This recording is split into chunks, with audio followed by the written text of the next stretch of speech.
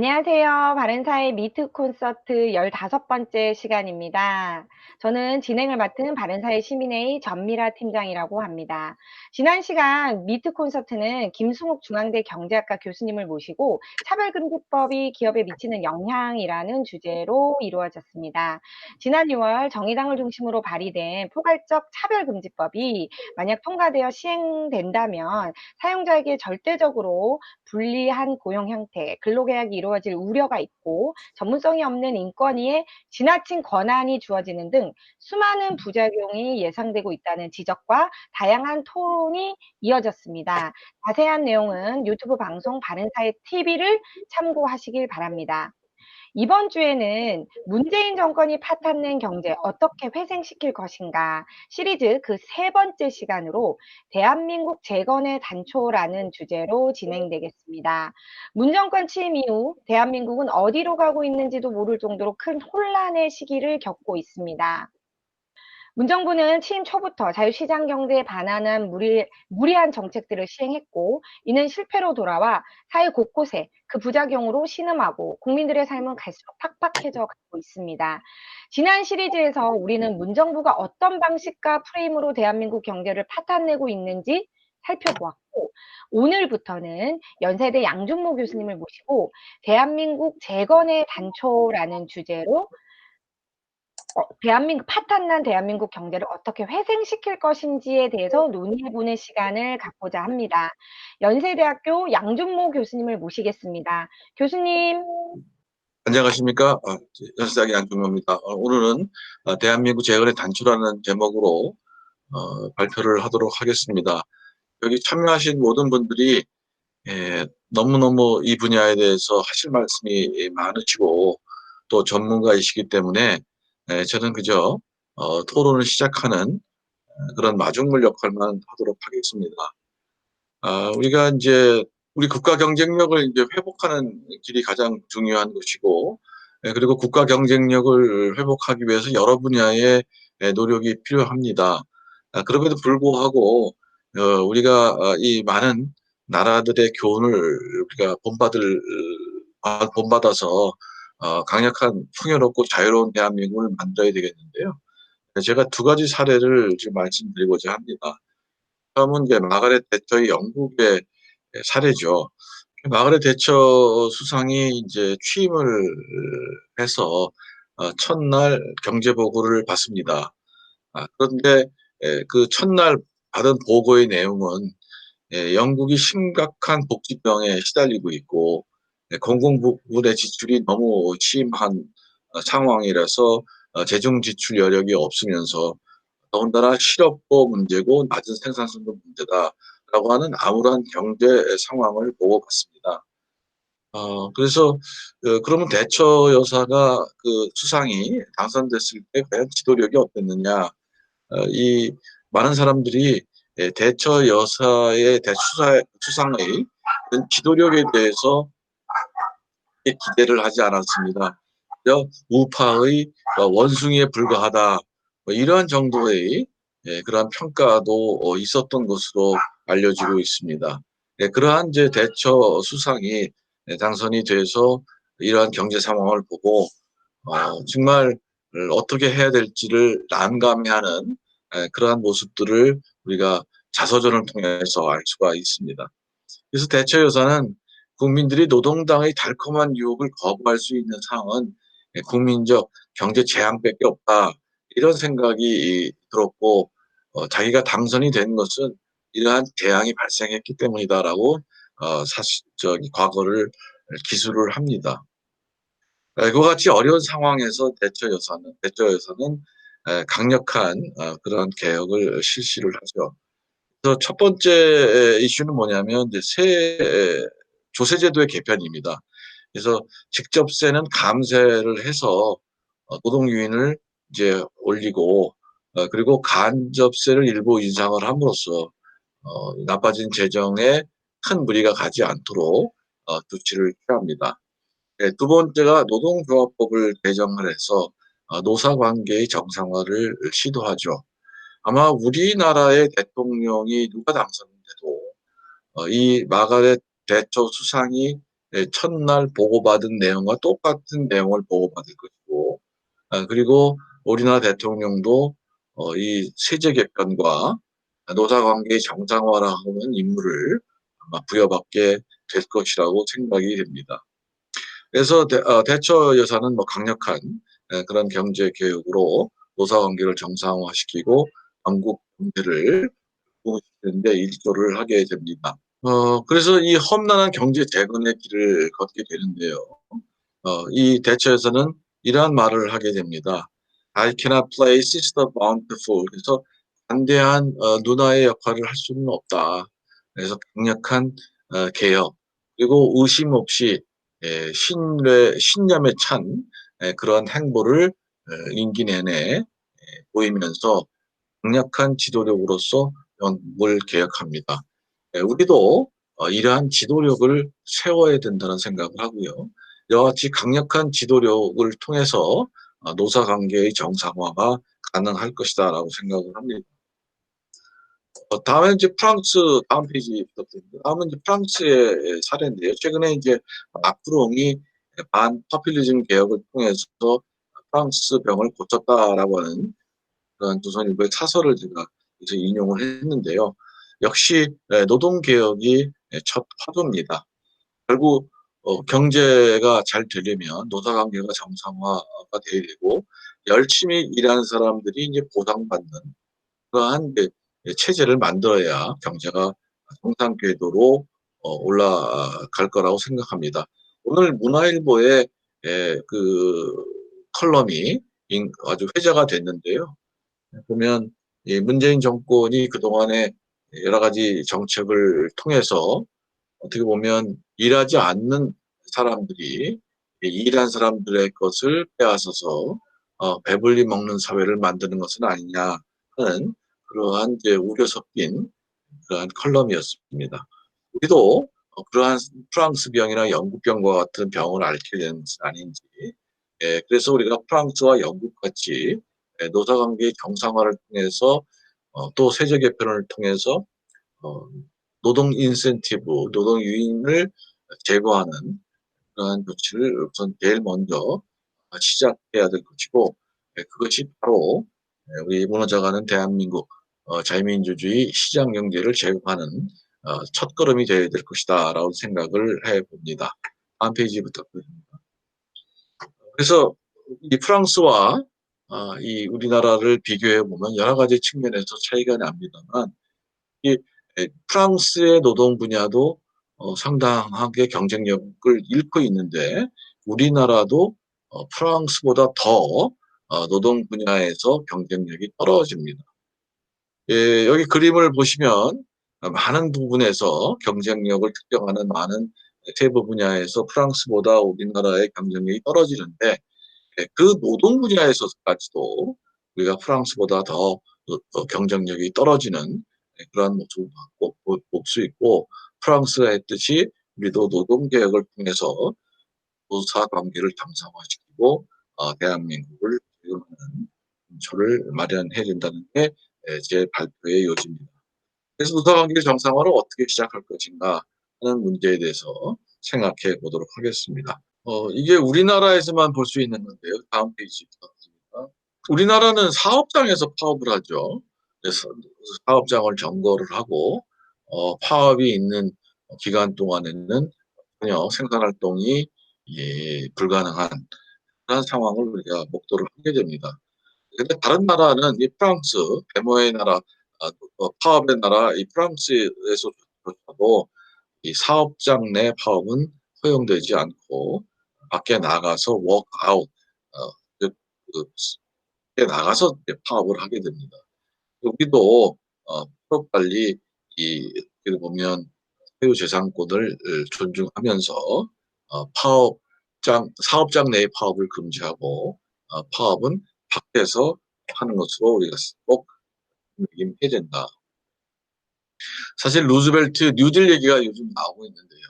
루즈벨트가 사업장 내 파업을 허용했다가 임기 중에 이 파업이 극심하게 폭력적으로 변하고 하는 것을 이제 목도하면서 그 임기 내에 인구 중에 사업장 내 파업을 금지시킵니다. 그와 같이 이 사업장 내 파업은 폭력적인 노사관계, 불법적인 노사관계를 만들 수가 있기 때문에 이 노사관계 정상화를 위해서는 사업장 내 파업을 금지시켜야 된다는 말씀을 드립니다. 다음 페이지 부탁드립니다. 그 다음에 이제 노동조합의 정치 행위를 금지하는 것이 중요한데요. 미국 1947년에 테프트 하틀리법에 의하면 여러 가지 이제 그 법조항이 있습니다만 첫 번째는 노동조합의 부당 노동 행위를 금지하는 규정입니다. 이게 사측의 부당 노동 행위의 금지가 아니라 노동조합의 부당 노동 행위의 금지입니다. 우리가 무기 대등의 원칙에 따라서 사업자와 노동조합이 동등한 그러한 위치에 교섭 위치에 있어야 되는 것은 당연한 것인데요. 노동조합이 어떻게 보면 이 어떤 자신의 여러 가지 권리를 이용해서 근로자들에게 부당한 노동 행위를 이제 지키고 여러 가지 이제 불법적인 일들을 하게 됩니다. 우리도 뭐 어느 노동조합에 속한 사람들만을 뭐 높은 자리에 기용을 한다든지 또는 채용할 때 어떤 노동조합의 승인을 받아야 된다든지 여러 가지 그런 부당 노동 행위들이 있죠. 이런 것들이 전부 다 금지 대상이고요. 그다음에 클로즈 샵의 금지, 그리고 국민의 건강과 안전을 위협하는 쟁의에 대한 긴급 부종 제도의 도입입니다. 그래서 폭력적인 쟁의가 발생했을 때는 바로 긴급 부종할 수 있는 거고요. 그리고 각 주마다 이제 노동입법권을 이제 부여했으면서 또 연방 공무원과 정부 기업의 종로부는 파업을 금지시키고 노동조합의 간부가 공산당원이 아니라는 서약서를 제출하는 것을 의무화합니다. 이 하틀리법은 그 이후에 여러 가지 추정을 거쳤습니다만 이때의 정신이라고 하는 것이 노동조합이 정치 성향을 띠게 됨으로써 어떻게 보면 국가 전체의 전망을 흔드는 그러한 정치 집단으로 성장하는 것을 이제 막고 특히 공사나 사회주의화되는 것을 막고자 이런 법이 만들어졌다고 생각이 듭니다. 그래서 우리나라도 이러한 이제 정신을 받아들여서 저는 노사정 체제의 폐지가 필요하다. 그래서 노동조합의 간부가 과연 국민의 대표냐? 분명히 우리나라의 대표 기관은 국회가 있습니다. 국민들의 투표에 의해서 선출된 권력, 그 권력이 진정한 민의이지 노사정이라고 하는 정체불명의 대표자들이 어떻게 보면 국정을 논할 수는 없는 것이죠. 그래서 노사정 체제라고 하는 것을 폐지해야 되는 것이고 그리고 정부 및 공공기관의 위원회 등의 노동조합의 간부들이 참여해서 국정의 여러 가지 문제를 이야기를 합니다. 그 위원회 제도에서 노동조합이 참여해서 국정에 참여하는 것은 대의민주주의의 정신에도 옳지 않고 전문성의 측면에서도 옳지 않고 그리고 국민 화합의 측면에서도 옳지 않고 노동조합이 정치화하는 데 기여할 뿐이다. 따라서 이러한 그 전문성이 없는 노동조합이 각종 위원회에 참여하는 것은 금지해야 될 것이고요. 당연히 정치 파업은 실질적으로 금지시켜야 한다는 생각을 해봅니다. 다음 페이지 부탁드립니다. 독일 노동조합 및 노동관계조정법의 개정이 필요한데요. 우리가 전임자라고 하는 것이 제도가 있죠. 이 전임자는 24조 1항에 의해서 이 2항에 의해서 전임 기간 동안 사용자로부터 어떠한 급여도 받지 말도록 되어 있습니다. 그럼에도 불구하고 사항에서 다시 합의에 의해서 뭐 여러 가지 임금을 보전받을 수 있는 조항이 있는데 이건 2010년에 뭐 신설됐습니다만은 24조 사항은 폐지돼서 그야말로 자유로운 그리고 독립적인 노사관계를 성립하는 것이 중요하다.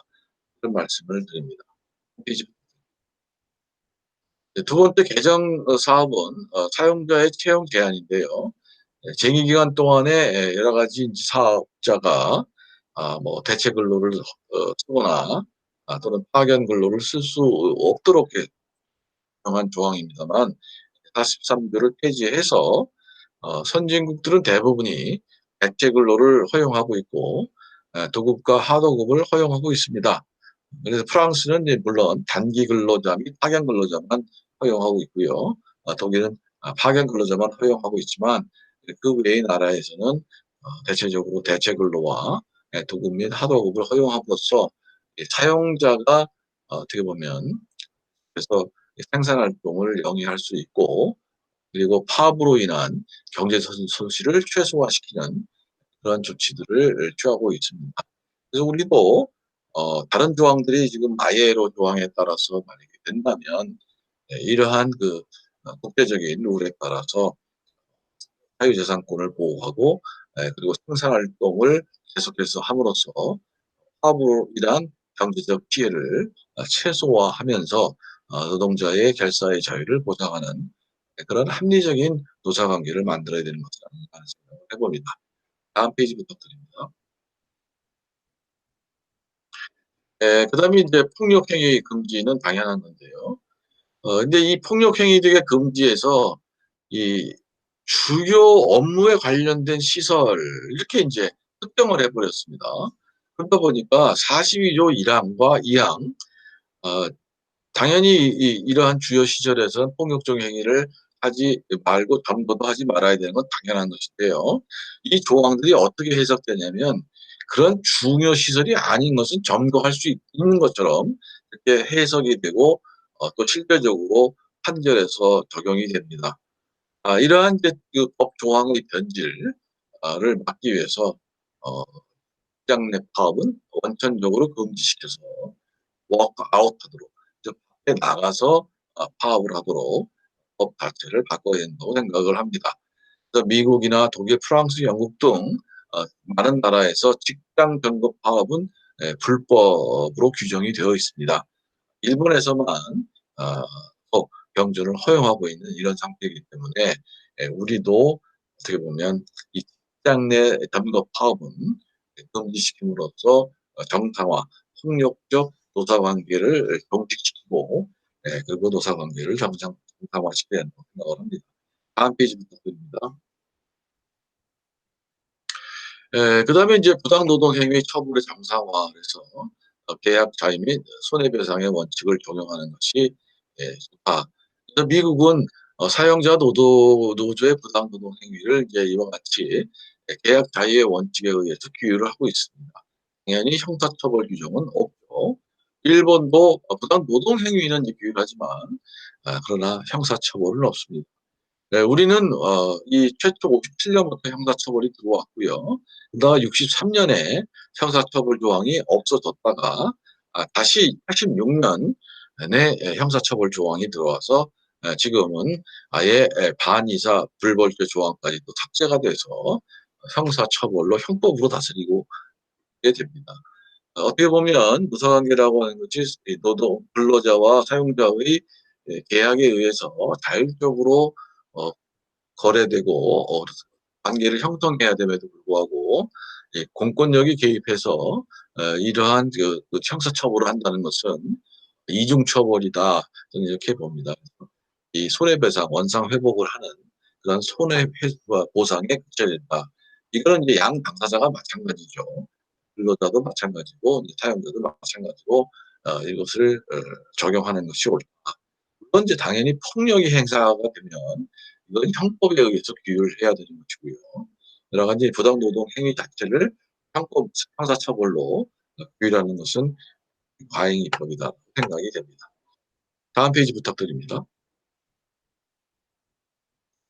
그다음에 이제 노사관계 정상화와 함께 고용 생태계를 이제 선진화할 필요가 있다. 다음 페이지 부탁드립니다. 그래서 우리가 비정규직, 정규직 얘기가 있고 지금 문재인 정권 들어서 공공 부분에서의 비정규직을 여러 가지 그 왜곡된 형태로 정규직으로 전환을 했습니다. 많은 예산이 들고 있고요. 그래서 이것이 계속해서 진행되는 한 생산성의 향상과 되게 건전한 노사 발전 그리고 건전한 노사 관계의 회복은 불가능하다고 생각입니다. 어떻게 보면 대기업에서는 이 정규직과 비정규직의 임금 차이가 별로 크지 않습니다. 공공 부분에서 오히려 이 비정규직, 정규직의 임금이 이제 큰 그런 상황인데요. 문재인 정권이 이제 비정규직을 지금 다 정규직화했기 때문에 앞으로 이 다음 정권에 있어서는 이 왜곡된 형태로 고용된 비정규직들이 정규직이죠. 왜곡된 형태로 이제 공공부문에 고용된 정규직들이 또 새로운 그런 불만을 이제 토로하고 새로운 노동운동의 쟁점이 이제 생기게 될 겁니다. 그래서 인국공 사태를 보면 이것이 이제 대통령은 생생되고 여러 가지 이제 문제가 생기게 되는 거죠. 공정하지도 못한 것이고 자의적인 대통령의 권력을 이용해서 이런 윈드풀 게인을 받는 사람과 또 어떤 사람들은 이제 여러 가지 불이익을 받는 사람이 생기게 됩니다. 이 전체가 노사 고용 행태가 선진화되지 못할 능력대로 배워받고 능력에 따라서 또 필요한 만큼 보상받는 그런 선진적인 고용 시장이 오히려 더 문재인 정권 들어서 왜곡됐기 때문에 이것을 정상화할 필요가 있다고 생각이 듭니다. 일자리 정책도 이제 개혁을 해야 되겠죠. 그래서 지금 통계의 수치를 늘리기 위한 여러 가지 일자리 정책들이 있습니다만 이것을 옥석을 가리고 통폐 앞에서 시장의 어떤 논리에 의해서 경제 논리에 따라서 생산성에 따라서 이제 고용되고 또 보상을 받는 그러한 선진적인 고용 상태를 확보하게 되면 일자리도 늘고 그리고 이 어떻게 보면 합리적인 노사 관계가 설정이 된다고 생각이 됩니다. 다음 페이지 부탁드립니다. 그래서 지금 공공 부분에서 이 공공 부분 위주의 고용 지원 체제가 지금 많이 우후죽순 생겨났습니다. 그래서 이것이 상당히 그 문제를 야기시키고 있어요. 실질적으로 이용률도 매우 저조하고요. 따라서 민간의 고용 알선 산업을 육성할 필요가 있고 프랜차이즈가 고용 창출에 많은 영향을 미칩니다. 오른쪽에 제가 지금 외국인 문헌에서 회계 분석 결과를 이제 보고를 드립니다만 이 결과에 의하면 프랜차이즈가 성장하면 그 다음 해에 그 서비스 산업이 성장하는 그런 인과관계가 있다. 그랜저 인과관계가 있다라고 하는 그런 연구 결과입니다. 더군다나 프랜차이즈는 서비스 산업이 이제 불황인 경우에도 프랜차이즈가 어떻게 생겨남으로써 이 산업을 리드하고 고용을 창출해내는 불황에서도 꼭 지키는 그러한 산업이 이제 프랜차이즈다. 제가 헝가리의 그 취약계층 고용 정책을 자문하기 위해서 헝가리에 이제 가서 제가 여러 가지 조사를 하고 자문을 했습니다만 그때 이제 제가 프랜차이즈 산업에 대한 얘기를 많이 강조를 했습니다. 이 프랑스도 유럽의 그 소셜 펀드를 받아가지고 정부가 지원해서 고용을 창출하고 창업을 유도하는 그런 정책을 썼습니다마는 그런 정책이 우리나라의 프랜차이즈 산업에 의해서 창출된 고용보다도 훨씬 더 미약한 효과를 보였습니다. 그래서 프랜차이즈 민간의 어떤 이러한 고용 생태계를 만들어내고 강조하는 것이 불황을 극복하고 생산성을 제고함으로써 근로자도 높은 임금을 받고 경제도 성장하는 그런 조직을 만들 수 있다 생각이 듭니다. 다음 페이지 부탁드립니다.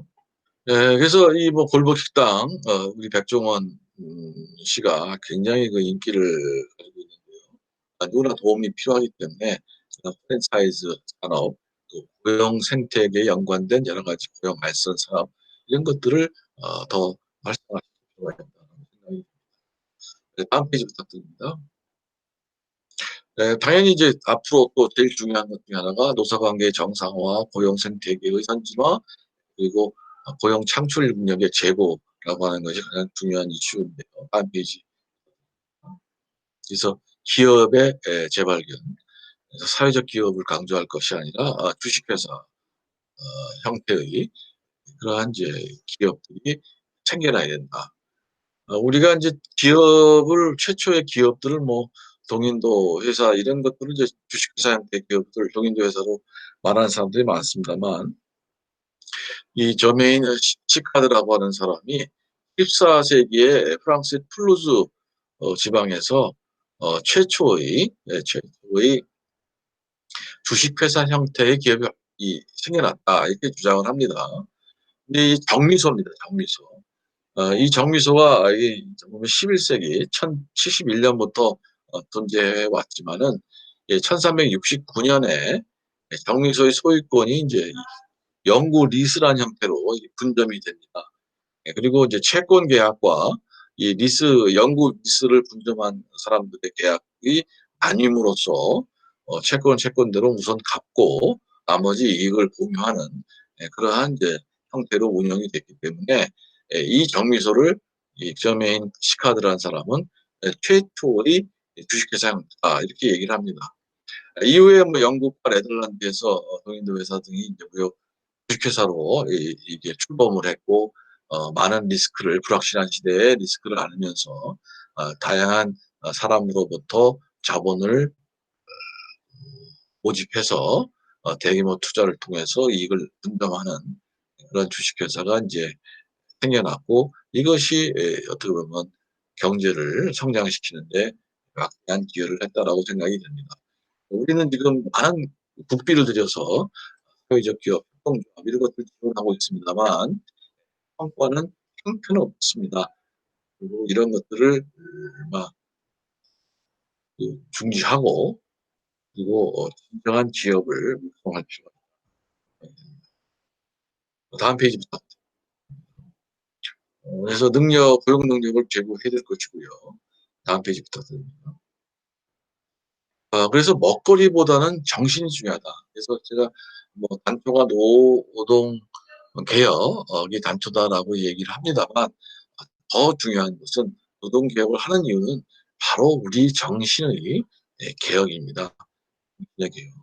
그래서 우리가 이 남의 사회주의적 정신에 찌들려서 일하지 않고도 보상받기 원하고 생산성이 낮아도 더 많은 월급을 받기를 원하고 남의 사유재산을 침해하는 것지도 않고 생각하는 이러한 정신을 우리가 빨리 예, 없애고 능동적이고 적극적이고 그리고 희망에 찬 그러한 정신으로 우리가 모두 무장을 해야 된다라고 생각이 됩니다.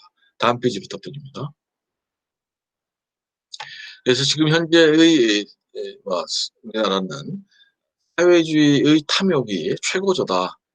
그래서 내 건 내 거고 네 거도 내 거다. 이러한 이제 사고가 팽배해져 있죠. 그래서 부정수급이 막 적발이 되고요. 그리고 이 경제부총리는 갑자기 월세 전환율을 자기 마음대로 막 정해버립니다. 사적 계약의 원칙에 따라서 시장의 어떤 수요와 공급에서 결정 가격을 뭐 정치적인 의도에 의해서 정하고 또 정치적인 의도에 의해서 고일에 과세를 하는 그러한 이제 혜택들을 아무 거리낌 없이 시행을 하고 있습니다. 이러한 것들이 지속되면 대한민국의 정신은 사라진다. 경제하려는 의지도 사라진다.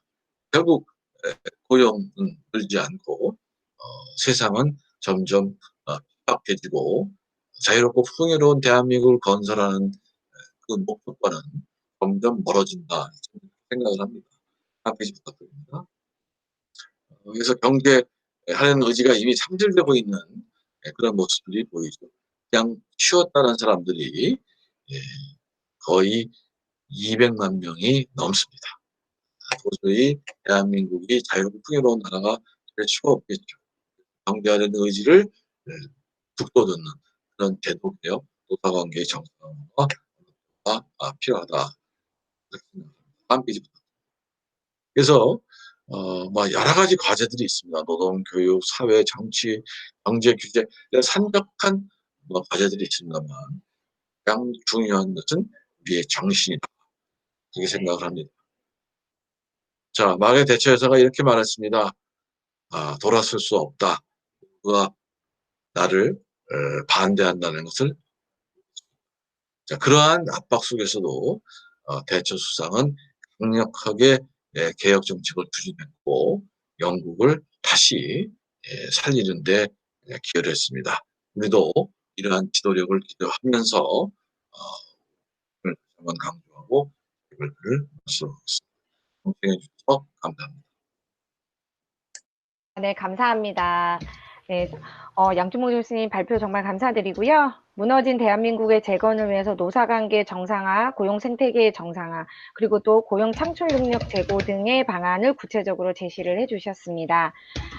그리고 이 모든 것보다 더 중요한 것이 바로 정신이고 자유시장 경제에 맞는 정신개혁이 필요하다고 강조해 주셨습니다. 다음은 지정토론으로 넘어가도록 하겠습니다. 오늘 지정토론은 강남대 실버산업학과 김병준 교수님을 모시겠습니다. 토론은 5분으로 부탁드리겠습니다. 김병준 교수님. 예, 양준모 교수님 잘 들었습니다. 굉장히 중요한 핵심 포인트를 잘 지적을 해주셨습니다. 저는 이제 양 교수님이 지적하신 노동 문제, 그 다음에 기업의 정신 문제, 요걸 조금 좀 상식적인 각도에서 이렇게 지금 활력이 둔화된 경제를 어떻게 하면 기본적으로 좀 살릴 수 있을까, 이런 면에서 좀 고민을 해봤습니다. 그래서 저는 두 가지를 뽑았는데요. 첫 번째가 민간 주도로 경제 구조를 좀 바꿔야 되겠다. 두 번째가 민간 주도를 버팀목을 제대로 지지를 해주려면 대학 교육 체제가 조금 더 재구축돼야겠다. 그래서 지금도 뭐 그렇게 나쁘다고 볼 수는 없겠습니다만 우리나라 경쟁력이, 대학 경쟁력이 많이 떨어집니다. 그래서 이게 이제 한두 해에 걸친 답은 아니라 꾸준히 이렇게 해줘야 된다, 이런 말씀을 드리고 싶고요. 민간 주도로 이제 전환을 하기 위해서는 몇 가지 이 기본적인 과제가 있는데요. 일단 효율화하고요. 그다음에 뭐라죠? 사람의 이제 이기심이 좀 작동이 돼야 되는데, 민간 기업은 돈을 좀 벌고자 해갖고 항상 모든 방면에서 효율적이 됩니다. 하지만 공기업은 대부분 이제 국가 기관 산업이나 어떤 절대적인 목적, 이런 뭐 공익적인 목적을 하에서 그렇게 생겨났다고는 하지만 결국은 이제 효율이 점차 없어지고 관료화되고요. 결국은 이제 소위 사회적인 낭비가 많이 초래를 하고 있습니다. 그래서 이제 공기업 민영화는 세계적인 추세입니다. 근데 우리나라는 이제 거꾸로 대기업을 옥죄기를 하고 오히려 이제 국유화 비슷하게 추진을 하고자 하는 그런 움직임까지 보이고 있습니다. 그 다음에 이제 기본적으로 아까 양준모 교수님께서도 말씀을 하셨지만 기업 생태계를 복원을 해야 되는데, 물론 이제 기업 생태계 복원을 한꺼번에 뭐 노사관계의 정립에 의해서만 되는 건 아닙니다. 일단 이제 정부가 그 시장을 제대로 굴러갈 수 있게끔 사실은 정부가 간섭을 거의 안 해야 됩니다. 지금과 같이 이제 적대시를 해서는 절대 안 되죠. 그래서 대기업은 대기업대로 역할이 있고요. 중소기업은 또 중소기업대로 역할이 있습니다. 그것을 적재적소에 기업의 활력을 이제 불어넣어야 된다, 이렇게 생각하고요. 세 번째로 이제 정부가 현재처럼 시장에 일일이 개입을 해갖고 예컨대 뭐 소득주도 성장이다 뭐 이렇게 해갖고 공모를 그냥 갑자기 늘린다든가, 또 불필요한 그 영역에 억지로 그렇게 사람을 늘리다 보면 결국은 나중에 사회적 짐이 될 수밖에 없습니다. 그래서 그럴 것이 아니라 이런 시장을 좀 활성화시키고 경쟁을 좀 더 촉진시키는 그런 조종자 역할이면 되지 않느냐, 이렇게 이제 과감히 바꿀 필요가 있고요. 그 다음에 또 중요한 게 사실은 뭐 이 일자리를 가장 만들어낼 수 있는 그 업태가 벤처기업입니다. 그래서 벤처기업은 위험하지 않느냐, 굉장히 좀 우려 섞인 시각이 있을 수 있는데 그렇지 않습니다. 그래서 벤처기업이 기업을 잘 태동을 시키고요. 그 아이디어가 계속 쌓여서 기업을 만들고 또 그것이 뭐 나중에 뭐 거대 기업, 뭐 유니콘이라든지 뭐 데카콘 이렇게 발전할 수도 있는데 우리가 실리콘밸리를 보고 좀 배워야 되지 않을까 이런 생각을 해보고요. 그럼 이제 강론으로 잠깐씩 말씀을 좀 드리도록 하겠습니다. 뭐 말할 것도 없이 민간 주도의 경제는 우리가 이제 자유 경쟁, 자본주의, 자유시장 경제 체제 하에 있다면은 당연히 이제 시장 경제에 대한 어떤 그 기준을 잘 찾아가야겠죠. 그래서 이때까지 사실 뭐 문재인 정권이 여러 가지 좀 불합리한 그런 뭐 부동산 정책이라든지 여러 가지 그 정책을 불합리하게 좀 지나치게 썼습니다. 그럴 것이 아니라 결국은 이제 모든 사람들이 이 뭐 여러 가지 그 상황에 있어서 그 자기가 원하는 바가 다 다르고요. 모든 이해관계가 다 대립되는데 그것이 뭐 정말 상식적인 얘기해서 가격으로 통일되는 게 시장입니다. 그래서 가격 기구, 이게 자동 조절 장치라고 하죠. 이것이 이제 사람의 어떤 특성이 배제된 메커니즘입니다. 노동시장도 마찬가지고요. 그래서 쉽게 얘기해서 그게 이제 수요와 공급으로 나타나는데 그런 식의 가격이 결정되면 사람들이 순응하게 됩니다. 근데 뭐 예를 들어서 물리적인 힘이 들어간다거나 정권적인 차원에 또는 정부가 억지로 어떤 기준을 내세워서 그것을 일부러 막는다거나 하면 부작용이 생기죠. 그래서 우선 자동 조절 장치를 우리가 좀 받아들여야겠다는 얘기고요. 말할 것도 없이 이제 자유시장 경제는 그럼으로써 가장 쉽게 해서 효율적인 자원 배분이 되죠. 그래서 효율성 극대화가 되는데 보통 얘기하는 뭐 독점의 부작용. 그래서 이런 사람들이 좀 독과점이 있을 때 그 경제가 비효율이 초래되지 않느냐 이런 지적이 있는데 반드시 그렇지가 않습니다. 그래서 어떤 업종은 독점도 상당히 우리가 용인을 해줘야 된다. 규모의 경제가 일어나거나. 근데 그 반면에 이제 현재 상황은 노조가 외부 정치 세력의 개혁까지도 이제 연결이 돼서요. 균형이 이탈되고 또 상당히 좀 여러 가지로 비효율적인 면이 초래되고 있죠. 대기업의 귀족 노조라든지 이런 것도 하나 예시가 될 수가 있습니다. 그 다음 이제 시장 내부적으로 시장이 이제 가격 기구에 의해서 이제 이 균형화되는데 그 내부적으로 또 이제 뭔가 속이는 행위가 있을 수가 있습니다. 예를 들어서 물론 이제 다 금방 밝혀질 내용이긴 하지만 품질이 예를 들어서 나쁜 거를 뭐 좋다고 한다든지 거의 뭐 남의 것을 베낀 것을 그대로 카피한 것을 그대로 독창적인 것으로 포장을 해서 나온다든지 이런 사기 행위. 그 다음에 이제 여러 가지 도덕적 그 위해들이 모럴 해저드가 발생할 수 있는데 이런 것들을 사실 이제 정부가 좀 조절하고 감시하고 그래서 이제 이걸 제재하는 그 정도 역할이면 좀 되지 않느냐. 그다음 민영화는 뭐 말할 것도 없이 이 창의성과 혁신에 의해서 국영기업 또는 공영기업보다는 이제 경영 효율 달성이 쉽고요. 저는 좀 파격적으로 우리나라 KBS나 한전이나 이런 회사들도 아예 민영화를 시켜버리는 게 어떨까 하는 생각이 듭니다. 지금 물론 이제 이 영국의 BBC라든지 프랑스 같은 경우에는 이제 국영방송이 있긴 합니다만 미국 같은 경우에는 이제 국영방송이 없죠.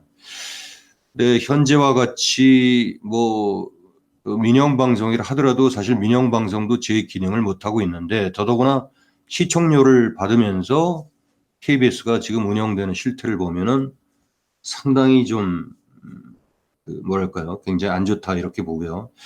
한국전력도 마찬가지입니다. 지금 한국전력 산하에 뭐 대표적으로 원전사업부가 있었는데 이 정부가 좌지우지하다 보니까 우리 뭐 공론화 과정을 형식적으로 거치고 그렇게 원전을 그냥 아예 그냥 국민의 동의도 없이 폐기를 시켜버리고 이게 이제 기간 아주 경쟁력 있는 분야임에도 불구하고 그걸 아주 폐기를 시켜버렸단 말이죠. 그렇지만 만약에 한전이 민영화돼서 그랬으면 어땠을까 이런 생각이 듭니다. 그러면은 민간 기업을 함부로 죽일 수는 없게 되죠. 물론 이제 죽일 수 있다 하더라도 나중에 소송까지 정부 상대로 소송까지 나올 수 있게 되고 이런 여러 가지 어떤 그 조절 작용이 좀 발생할 수 있을 것이다 이런 생각이 들고요. 토지공사도 마찬가지입니다. 그러니까 뭐 이 토지공사도 비슷한 개념이고 지금 국공립 초중등 사립학교 그다음에 유아원들 이 사람들이 얼마나 많은 그 기능을 잘 하고 있습니까? 특히 이제 지금 뭐 유치원 3법이라고 해서 과거에 국회가 통과됐는데 그것이 얼마나 엉터리 없는 것인지는 뭐 생략하도록 하겠습니다. 그러니까 결국은 정부가 간섭을 좀 배제를 하고요. 정치적 그 독립성을 기업이 나름대로 독립성을 갖고 제대로 경영할 수 있게끔 토대를 좀 구축을 해줘야 된다. 이렇게 하는 게 이제 첫 번째고요. 두 번째는 기업 생태계 복원입니다. 그럼 어떻게 해야 되느냐? 대기업을 지금과 같이 옥죄지 않고 어떻게 해야 되느냐? 대기업은 대기업대로 인정을 해줘야죠. 그래서 아까 이제 양 교수님께서 감세를 직접세 감세를 얘기를 했는데 뭐 당연히 저도 동의를 합니다. 우리가 이제 투자 인센티브를 외국 기업에 대해서는 이제 주고요. 근데 국내 기업에 대해서는 오히려 이제 법인세를 올리는 그런 정책을 우리가 목격을 하는데 이게 아주 대표적인 역차별이죠. 이렇게 되면은 뭐 저번에 그 다른 교수님께서 뭐 리쇼링 쪽도 아마 발제를 하신 것으로 알고 있는데 이게 그렇게 되면 대기업의 경쟁력을 제한하는 정책이 됩니다. 그러지 말고 대기업은 역시 이제 국제 경쟁력을 갖고 규모의 경제에 입각해서 그렇게 세계적으로 뻗어나갈 수 있는 그런 토대를 구축을 해줘야 됩니다. 그것이 곧 국가 경쟁력이 되고요. 두 번째 이제 중요한 그 대목이요. 그 대기업이 이제 돈을 많이 벌면요. 물론 이제 그 자기 투자도 해야 되겠지만 이 벤처 캐피탈의 자금 공급자로 나서야 됩니다. 그게 사실은 이제 미국의 실리콘밸리에서 있어는 뭐 거의 모든 대기업들이 다 참여를 하고 있죠. 특히 이제 벤처로서 성장한 기업들은 뭐 당연히 그 자금줄로 공급을 하고 있고요. 근데 우리나라는 전혀 그렇지가 못하죠. 대덕연구단지나 뭐 벤처 단지들 보면은 그 코묻은 돈, 펀드 돈 해갖고 그 이렇게 펀드 레이징이 아직도 좀 답답한 수준입니다. 그래서 이게 벤처 캐피탈의 자금 공급원 주체가 돼서 대기업이 예를 들어서 한 100개 정도의 벤처 기업에 10억씩 투자를 하면 한 1조 정도 투자하는 거죠. 그래서 99개가 망하더라도 1개가 유니콘 기업이 탄생하면 대기업은 10배 버는 겁니다. 100분의 1이 몇백 배 되니까. 바로 이제 그런 생리로 이제 우리가 활용을 좀 할 수 있어야 되겠다. 그 다음에 이제 요거는 뭐 꼭 IT 산업에만 국한되는 게 아니라 어떤 인프라스트럭처로서 네트워크가 이제 지금은 네트워크 경제라고 말씀을 드릴 수가 있겠죠. 그래서 대기업은 하나의 그 판을 깔아주는 어떤 그 네트워크 프로바이더다 이런 기능을 해야 되고요. 이제 거기에 비해서 중소기업은 그 네트워크 안에서 상존하면서 여러 가지 다양한 어떤 서브 테크놀로지라든지 컨텐츠라든지 이런 것들을 공급하면서 또 그렇게 먹고 살 수 있는 그런 분위기가 연출이 돼야 됩니다. 그래서 중소기업도 물론 이제 경우에 따라서는 뭐 예를 들어서 자동차나 뭐 또 어떤 다른 기관 산업 이렇게 이제 여러 가지 이제 벤더들로서 이제 하청 기업의 형태를 취할 수밖에 없겠습니다만 예를 들어서 하청 기업이라도 마찬가지죠. 하청 기업이라도 우리가 이제 잘 아는 뭐 독일의 보쉬라든지 뭐 이런 기업들은요. 소위 이제 모든 회사들이 이제 원가 절감을 위한 글로벌 소싱에서 이제 다 국제화돼서 다국적 기업화 추진에 대해서 다 이제 이렇게 서플라이어로 공급을 하고 있죠. 이제 이렇게 다국적 기업을 추진하든가 아니면 그 중소기업 특유의 니치 마켓을 우리가 로컬리제이션이라고 했죠. 이제 지역에 특수한 그런 기업들을 지속적으로 육성돼. 이건 내수 산업이 이제 그렇게 되겠습니다. 이제 이런 식으로 중소기업의 활력을 북돋아 줄 수 있는 그런 자유시장 경제 정책이 필요하다 이렇게 말씀을 드리고요. 네, 선생님, 정부가 저 뭐 정말 최근 죄송한데요. 선생님, 네. 지금 마무리를 좀 해주셔야 돼서 지금 시간이 얼마 안 남아가지고 정말 죄송합니다, 아, 선생님. 예, 죄송합니다. 네, 그러면 네.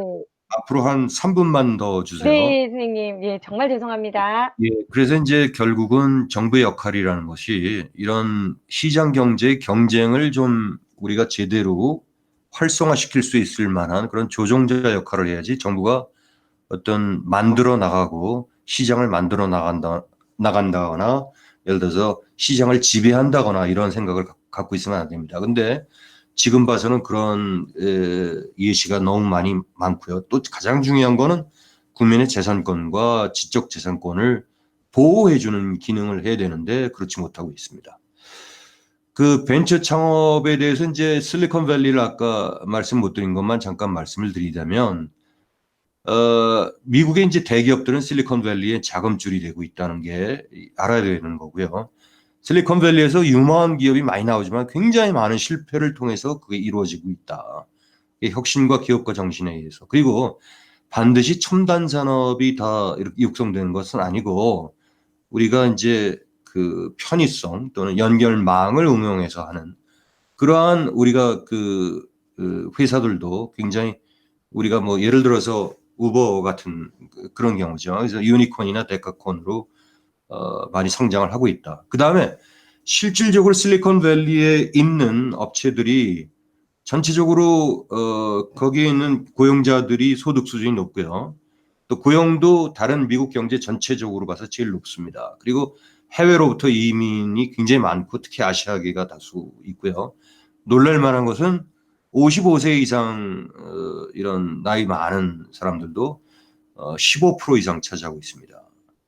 그래서 결국은 이런 것을 다 밑받침해 줄 수 있는 게 뭐냐. 대학 교육이다 이거죠. 그래서 대학 교육이 수월성 위주로 전문화돼서 나가야 된다. 이 수월성 위주는 뭐냐.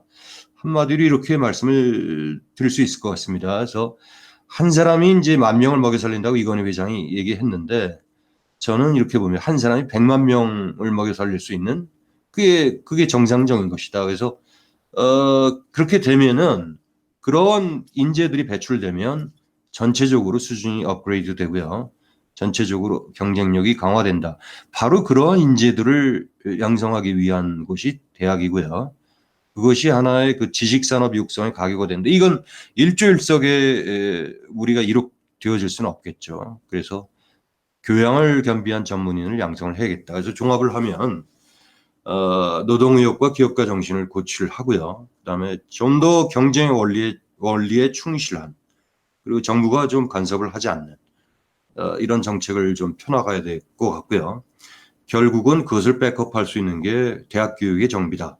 그것이 성장의 관건이다. 죄송합니다. 시간을 조금 초과했네요. 아닙니다. 선생님 너무 감사드리고요. 김병준 선생님은 저희가 다음에 꼭 한번 강연을 모시고 오늘 다 듣지 못한 부분을 꼭 한번 들어보도록 하겠습니다. 너무 감사드립니다, 선생님. 네. 양 교수님, 이 노동시장에 대해서 그 지난번 강의에서는 그 노동과 노동조합 이게 다른 건데 우리나라에서는 노동조합이 노동처럼 행동한다 그런 측면을 말씀하셨고 오늘 이제 정규직, 비정규직 그 부분도 말씀하셨어요.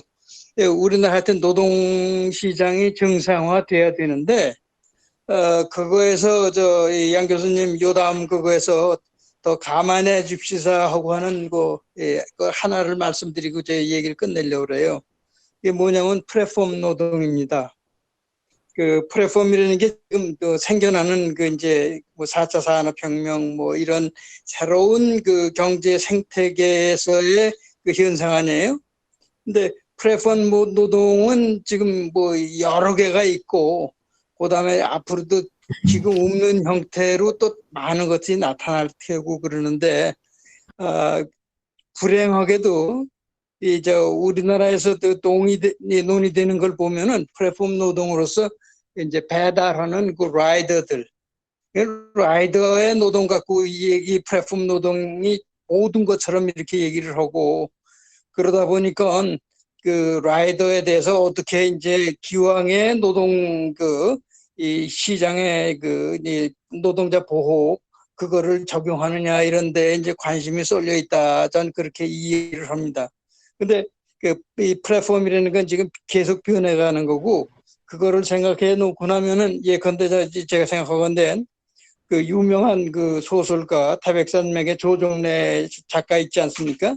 이분이 그렇게 돈을 많이 벌고 인기가 좋은 사람인데, 이 사람도 소설 쓰는 시장에서 그 출판사도 있고 그 책을 출판한 거를 이제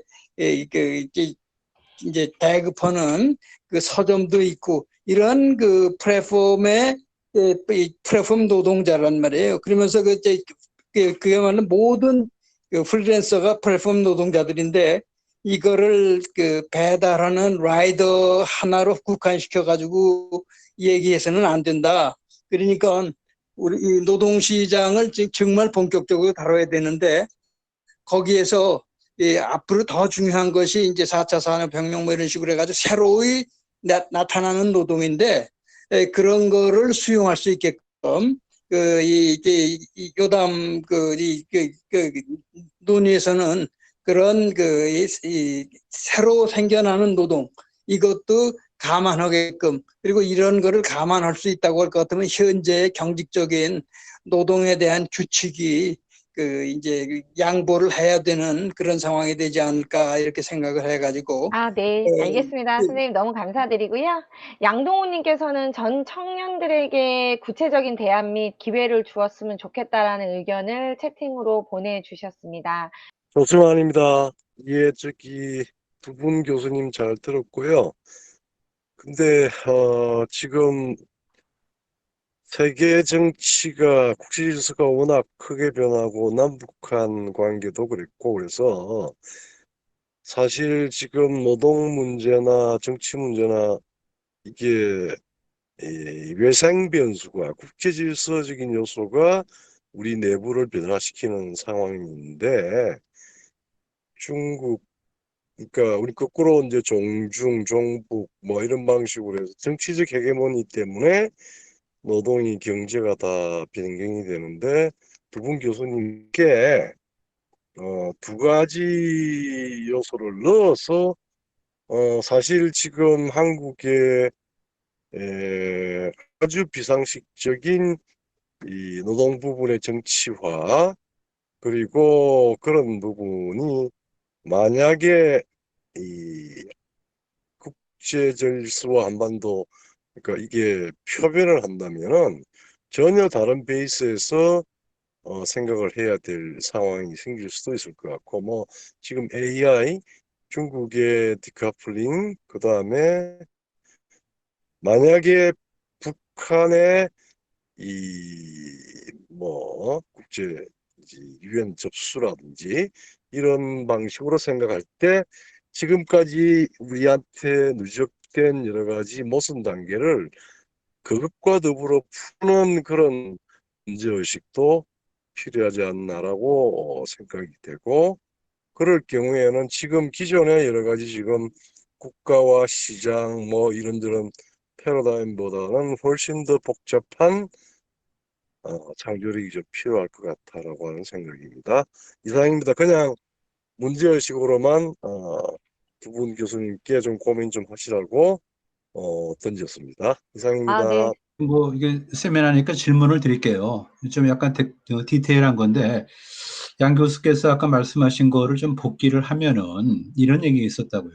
프랜차이저가 생기고 나면은 일정 좀 시점 이후에 서비스 산업이 더 활성화된다라는 어떤 에비던스를 얘기를 했다고요. 그죠? 아까 양 교수님. 근데 우리는 그걸 거꾸로 이해를 하는 게, 너무 어떤 게 갑을 어떤 프레임에 지금 젖어 있어가지고, 사실은 프랜차이저가 조그만 어떤 그 자영업자를 도와주는 곳에 착취하는 게 아닙니다. 예를 들어서 내가 어떻게 갑자기 김밥집을 갖다 하겠어? 조동건 김밥에서는 안 팔리거든요.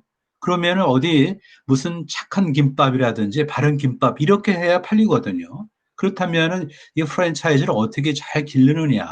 그리고 또 프랜차이즈가 커져갖고 프랜차이즈를 착취하면은 프랜차이즈가 선택할 수 있는 또 다른 프랜차이저를 만들어야 되는데 그런 걸 못해요, 보면 우리가. 그래갖고 대한민국 이렇게 된 건 뭐냐면은 의식의 중독이다. 누가 도움이고 누가 착취자인지를 그걸 구별을 못해요. 나를 도와주는 사람을 갖다 착취한다 생각하니까 안 되는 거지. 기업이 날 착취합니까? 기업이 나한테 기회를 주고 월급을 갖다가 제공하는 어떤 터전인데 기업이 날 착취한다 생각하니까 기업이 크지를 못하는 거 아니에요. 그래서 대한민국이 좀 제대로 개조되려면은 이런 의식 중독을 바꿔야 돼요. 프랜차이저가 도움이 되고 기업이 나한테 어떤 면에서는 월급을 갖다가 주는 것뿐만 아니라 내 삶의 어떤 터전이고 기여의 통로다.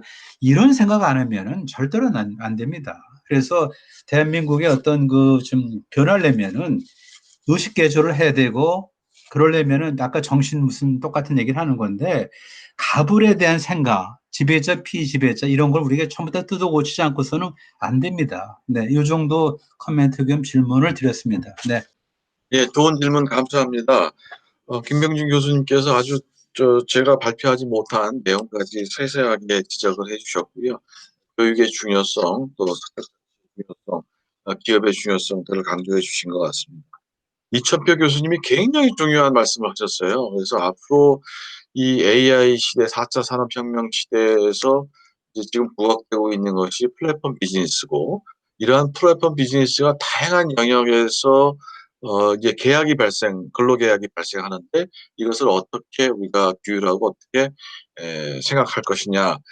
저는 사적 자치의 원리에 따라서 개별적으로 구체적으로 계약을 제대로 할 수 있도록 이렇게 도와주는 산업이 필요하고요. 그리고 이 규율함에 있어서도 양 계약 당사자의 그러한 어떤 계약을 존중하는 그러한 차원이 굉장히 중요하다. 그래서 저희가 뭐 결국은 플랫폼 비즈니스에서 아까 뭐 소설가라든지 또는 창작물 제공하는 사람이라든지 컨텐츠 프로바이더라든지 유튜버라든지 또는 아까 라이더라든지 이런 사람들의 고용 계약 관계에 있어서의 규율 관계 앞으로 굉장히 중요한 거라고 봅니다만 제 생각의 원칙은 사적 가치의 원리에 따른 계약 존중이다. 저는 그렇게 보고 있고요. 조성환 교수님께서 굉장히 중요한 말씀을 또 하셨어요. 오늘 사실 저녁 시간에 미중 패권과 관련된 얘기를 뭐 다른 전문가들하고 한 두세 시간 얘기할 기회가 있었는데요. 결국 우리가 보면 우리 경제를 앞으로도 계속해서 유지해 나갈 때 글로벌 어떤 밸류 체인에서 우리가 미국과 일본 그리고 또 중국과 어떤 관계를 맺어야 되는 것이냐 굉장히 중요한 것이고요.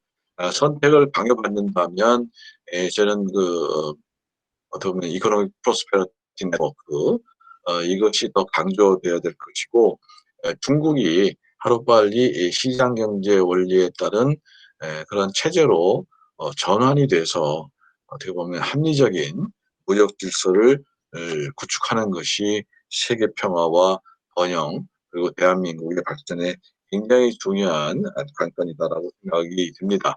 만약 지금처럼 진행이 된다면 대한민국이 선택을 강요받을 수밖에 없고 그런 상황에서는 답은 분명하다.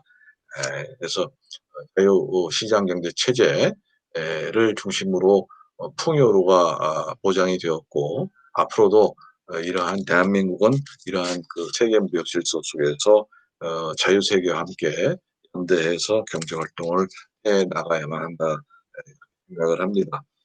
조성 교수님께서 굉장히 또 중요한 말씀을 해주셨어요. 그래서 이것도 함께 우리가 고민하면서 점차적으로 우리가 대한민국 앞으로 우리가 새로운 지도자에게 무엇을 요구할 것이냐 와 같은 강력한 리더십 하에서의 노사관계 정상화 그리고 유인 체제의 변화 청탁 계약의 존중 이런 것이 기반이 된 자유롭고 풍요로운 대한민국 경제 건설에 우리가 일조할 수 있는 여러 가지 아이디어를 내야 된다고 생각을 합니다.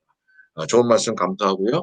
앞으로도 공부해서 좋은 발표 준비하도록 하겠습니다. 감사합니다.